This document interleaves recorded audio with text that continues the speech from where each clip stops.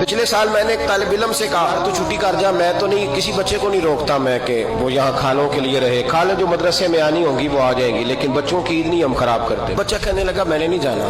میں نے بچے سے کہا یہاں جو ہوتے ہیں، میں نے کہا اس سے پوچھو کیوں نہیں جا رہا، کوئی کرائے کا معاملہ ہے تو اس کو پیسے دے۔ بچہ میرے قریب آیا، میں نے بلایا تو میں نے کہا تو کیوں نہیں جا رہا؟ تو کہنے لگا میری امی کہتی تھی کہ مدرسے میں قربانی ہوگی۔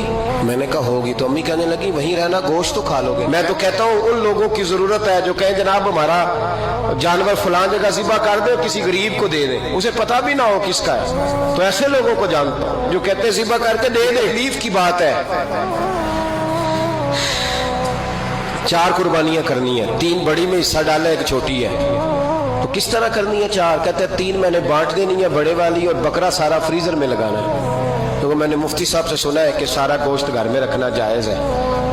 اور پھر محرم میں لوگ ٹیلی فون کر کے پوچھتے ہیں کہ حضرت جی سنا ہے محرم میں عید کا گوشت نہیں کھانا چاہیے، کیا فتویٰ ہے؟ تو میں کہتا ہوں آپ گوشت تو چلو سارا سال ہی کھا لے آپ، بے شک اگلے سال محرم تک کھائیں، منع نہیں، لیکن کیا کسی نے خبر دی تھی کہ قحط پڑ جائے گا پھر عید کے بعد دوبارہ بکرا نہیں ملے گا؟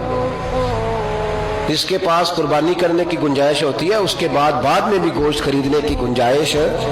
یار یہ دائیں بائیں جو لوگ ہیں یہ ہمارے ہیں، اپنے غریب بہن بھائیوں پر توجہ کریں، خود آگے ہیں۔ مجھے ڈر آتا ہے، آپ یقین کریں، ایک جگہ میں بیٹھا تھا تو حاجی صاحب جھڑک رہے تھے، لائن میں نہیں لگے گا اسے نہیں ملے گا، اور میرے دل میں وہ پیر وارث شاہ کا فکر آ رہا تھا کہ وارث شاہ مان کری نہ وارثاں دا، رب بے وارثہ کر کے مار دائی، اور تو کیا کر، لائن بناؤ۔